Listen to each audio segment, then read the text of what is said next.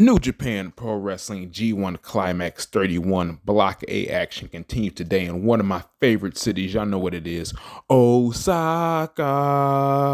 In the main event, we have Kota Ibushi taking off against one of my favorite wrestlers in New Japan Pro Wrestling, the Great Okan, while Shingo Takagi is taking on Tanga Loa in the semi-main event. Toriano's taking on Hiromu Takahashi. Zack Sabre Jr. versus Kenta are the other Block A matches of the day. We also have a special singles match between Tomohiro Ishii and Hiromu Takahashi. We also have El Desperado and Yoshinobu Kanemaru of Suzuki Gun taking on the Young Lions Roy Oya and Koze Fujita. I butchered that man's name. If I ever meet him, I would not be saying his first name. So let's get into this right now. First match we had on this card, El Desperado and Yoshinobu Kanemaru defeating the Young Lion team of Roy Oya and Koze Fujita around 9 minutes and 31 seconds. This was a decent tag opener. Oya remains ahead of Fujita, in my opinion, at this point of the development, but Fujita was not too bad here, honestly, if you ask me. Desperado got the victory when he locked on the numero dos on Fujita, and Fujita, of course, tapped out here. So now we move on to a special singles match here. Non-tournament action, but it's still a special singles match nonetheless. We have Tomohiro Ishii taking on and defeating one of my favorites, Hiromu Takahashi, around 18 minutes and 13 seconds. This was an excellent match. Their New Japan Cup match from a year ago was more crisp, but this is one of the first great matches of the pandemic. But that was honestly, back in the day, was one of the first great matches of the pandemic era, and it's not really fair to compare them if you ask me. So, but this was still a banger nonetheless. Towards the ending sequence, we get Ishii trying for a brainbuster. Of course, we get Hiromu blocking multiple attempts. Ishii has a lariat, an enziguri, and another lariat for a close near fall. Hiromu Takahashi reversed another brainbuster. He attempted to use a cradle for a 2 count. Ishii no-sold a super kick, and then he hit another lariat. Ishii was finally able to hit the vertical drop brainbuster for the pin. Excellent match if you ask me. This is just, I think, a little bit of a precursor to what we're going to get next in the match we have that is actually in the Block A action. So, Block A action, we have Kenta taking on and defeating Zack Sabre Jr. 22 minutes, 24 seconds. These guys did something I have not seen done in a really, really long time, which was a heel versus heel matchup where both played heel and they did it really effectively. Sometimes someone plays the babyface just for the match to make it work better, but not here. Both guys were extremely unsavory, but still entertaining.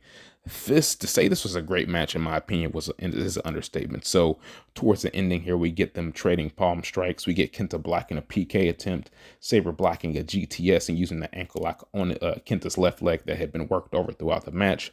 Kenta twisted out and he hit a drop toe onto the experienced turnbuckle.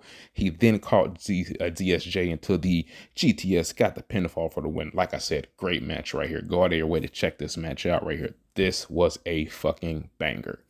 Now we move up the card. Block A action. We get Toriano taking on and defeating Yujiro Takahashi with Peter by countout. 10 minutes and 23 seconds right here.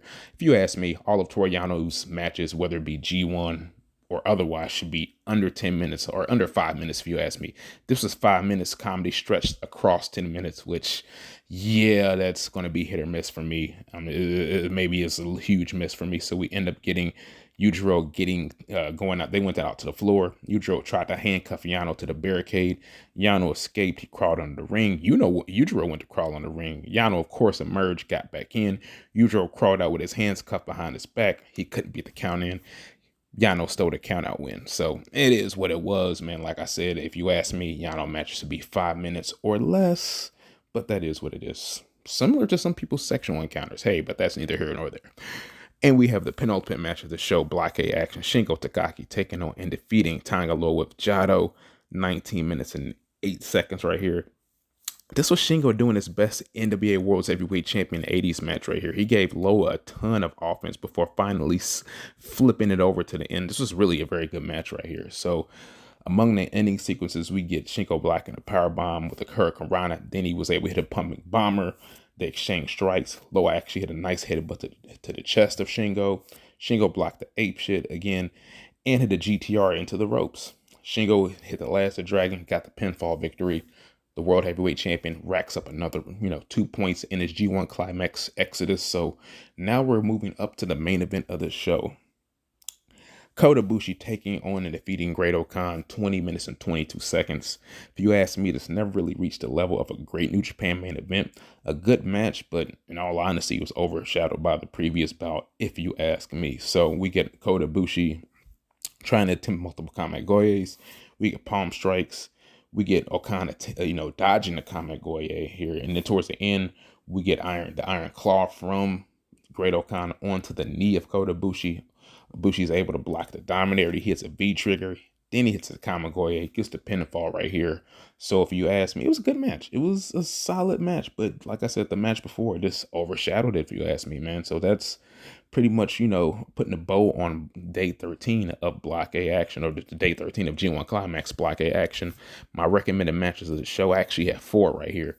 Zack Sabre Jr. versus Kenta, Shingo Takagi versus Tanga Loa, Tomohiro Ishii versus Hiromu Takahashi. Even though it was not a great match, still a good match. Kota Ibushi versus Great Okan is recommended, if you ask me, because you already know we stand Great Okan over here, man. So that is what it is, bro. So the next time we'll have action as far as New Japan Pro Wrestling G1 Climax will be Tuesday, 5:30 a.m. Eastern Standard Time. Block B action, we have Hiroshi Tanahashi, the IWGP United States Heavyweight Champion, taking on the undefeated Jeff Cobb. We got Hiroki Goto versus Evil, Kazuchika Okada versus Chase Owens, Yoshihashi versus the Cold Skull Sonata. We have Hiromu Takahashi versus Ryohei Oya in non-tournament action. And a round-out tournament, we have Taichi versus Tama Tonga. So we'll be back with Day 14 action when it occurs, when it happens, when it wraps up, when it finishes. We're the almighty SOS Wrestling Network. Be sure you like, share, subscribe, all that great stuff. Tell a friend to tell a friend. Price of subscription, free $99. I'm the Pro Wrestling Fly God. I am the star of Shiyaku. You're the Blonde God. All that good shit, man. Signing up out of here. Y'all know what it is. SOS Wrestling Network. Signing off, Toodle, Pimington. Do.